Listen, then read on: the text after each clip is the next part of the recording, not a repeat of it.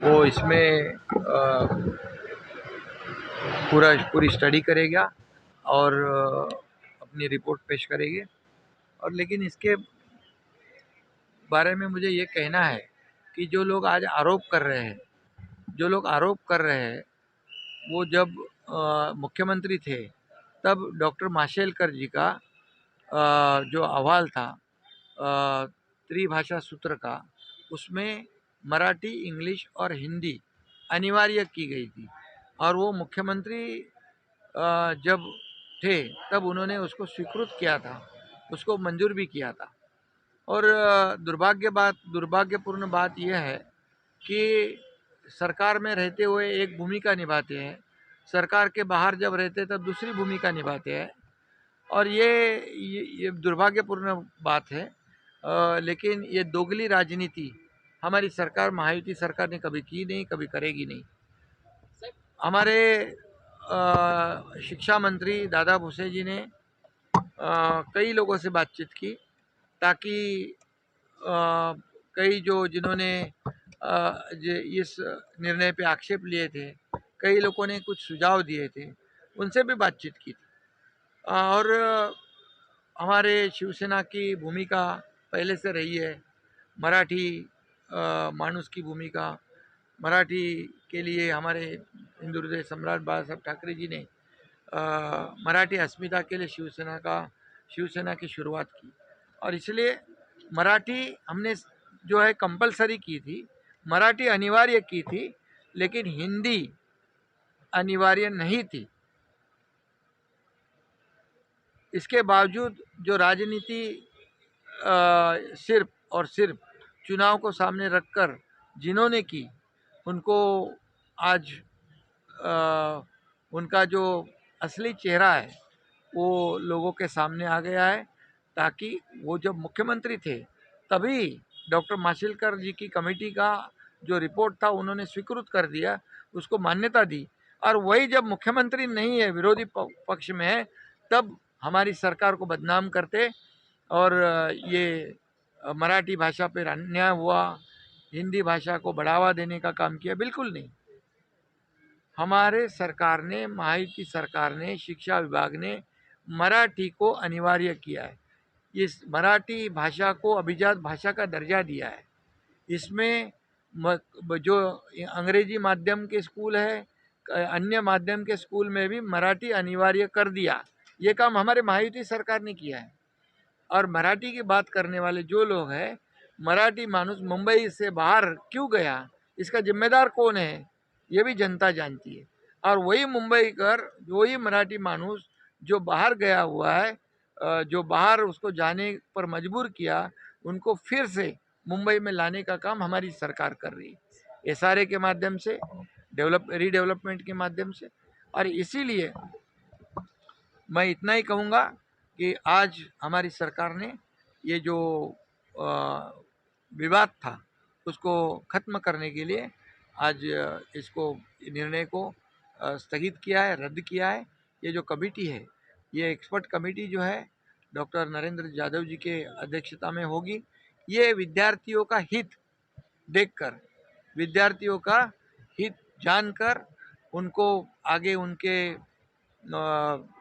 शैक्षणिक क्षेत्र में आगे कोई दिक्कत ना हो, इसका पूरा ध्यान में रखकर रिपोर्ट बनाए, ऐसी हमारी सरकार की भूमिका है। विजय रैली निकालेंगे, ये क्या न्याय है? देखो, ये गिरे तो भी टांग ऊपर वाली बात है। मराठी में कहते हैं चोराचे उल्टा बोंबा, उल्टा चोर कोतवाल को डांटे। चोरी करने वाले आप और सिरजोरी करने वाले भी आप, आरोप लगाने वाले भी आप। अरे आप ही ने तो पहले निर्णय लिया था, आप ही ने तो ये अहवाल स्वीकार किया था, आप ही ने तो मराठी, इंग्लिश और हिंदी को अनिवार्य किया था। अभी आपका पाप हमारे ऊपर थोप रहे। लेकिन हम ऐसे कोई भी ये विद्यार्थियों के बारे में, मराठी भाषा के बारे में कोई भी कॉम्प्रोमाइज़ नहीं किया है।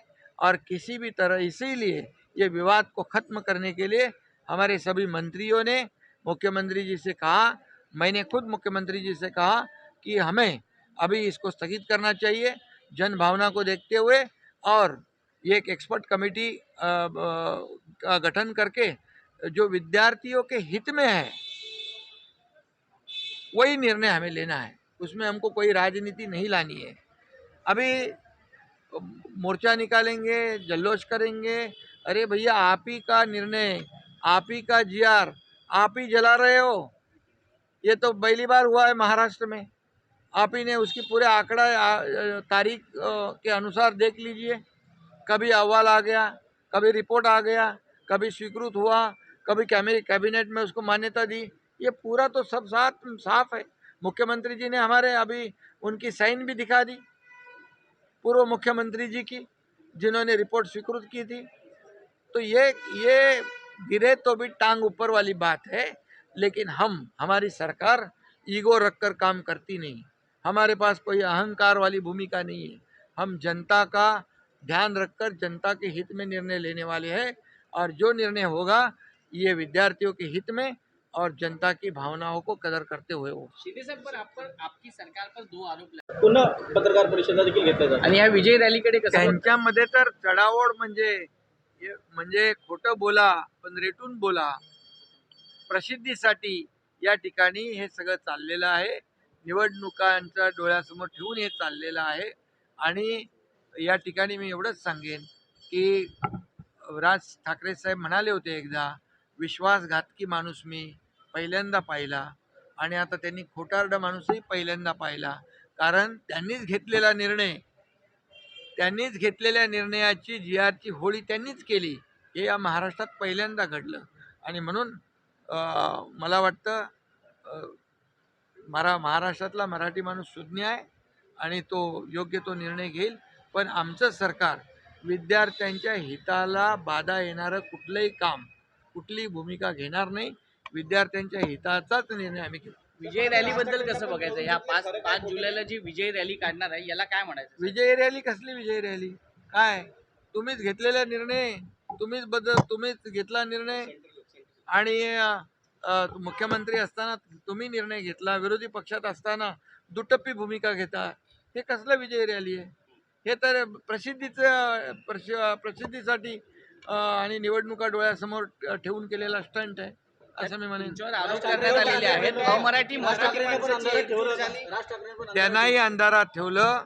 आता म्हणून मुख्यमंत्र्यांनी मगाशी सांगितलं, राज ठाकरेजींनी मुख्यमंत्र्यांना, पूर्व मुख्यमंत्र्यांना विचारावं की हे तुम्ही अगोदर ह्या अहवाल स्वीकारला, मान्य केला, सही केली त्याच्यावर, याच्यापासून मला का अंधारात ठेवलं?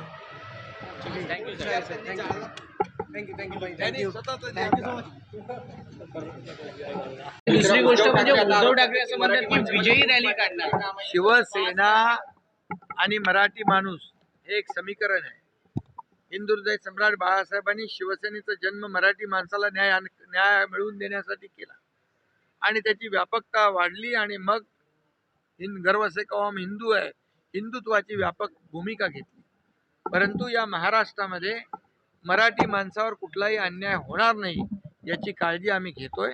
आणि यामध्ये मी एवढंच सांगतो की मुख्यमंत्री 2020 मध्ये मुख्यमंत्री कोण होतं, कुणी हा निर्णय घेतला, डॉक्टर माशेलकर साहेबांच्या कमिटीचा अहवाल कोणी स्वीकृत केला, कॅबिनेटमध्ये कोणी मान्यता दिली, ह्या सगळ्या गोष्टी आपण पाहिल्यात तर यामध्ये चोराच्या उलट्या बोंबा, चोरी करा आणि वरून शिजोरी करा अशातला प्रकार आहे।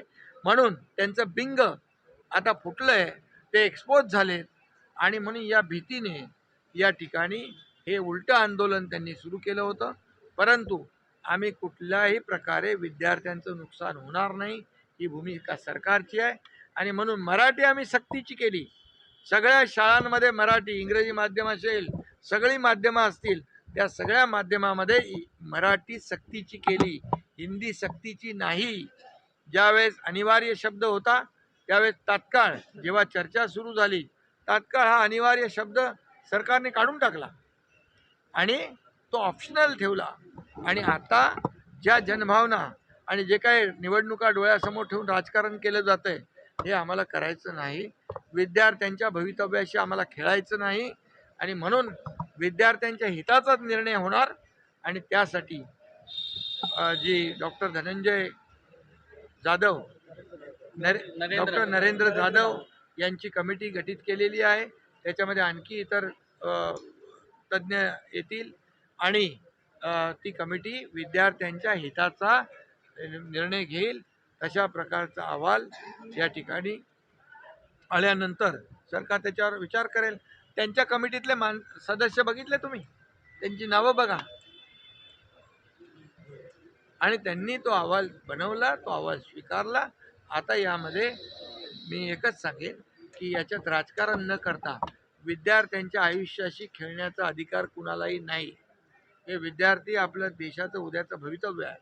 त्यामुळे आमच्या सरकारची भूमिका एकच आहे, या सर्व प्रकारातून, या सर्व घटनाक्रमातून विद्यार्थ्यांना फायदा होईल हाच निर्णय आमचं सरकार घेईल. या विजयी रैली बद्दल कैसे बघताय? विजयी रैलीकडे कैसे बघताय? विजयी रैलीकडे देखते हैं। और दूसरी बात है कि मराठी ताकत देखकर ये पूरा है वो फैसला पीछे लिया गया है।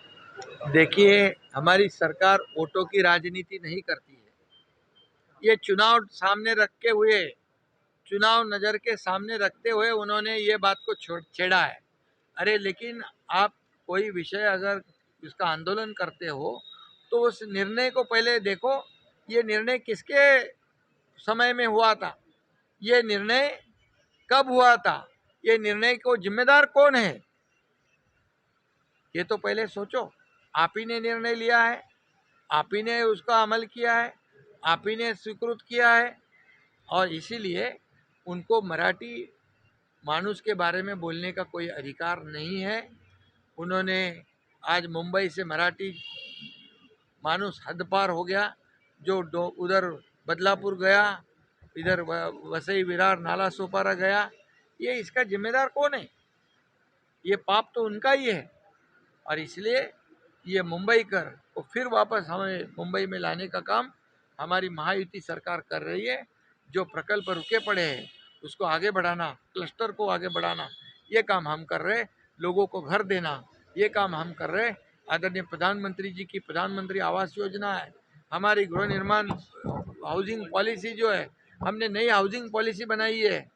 जो वर्किंग वुमन जो है उनको, जो हमारी बहना है जो काम करती है, स्टूडेंट हॉस्टल है, गिरनी कामगार है, इसको घर देने का काम कौन कर रहा है? तो इसलिए मैं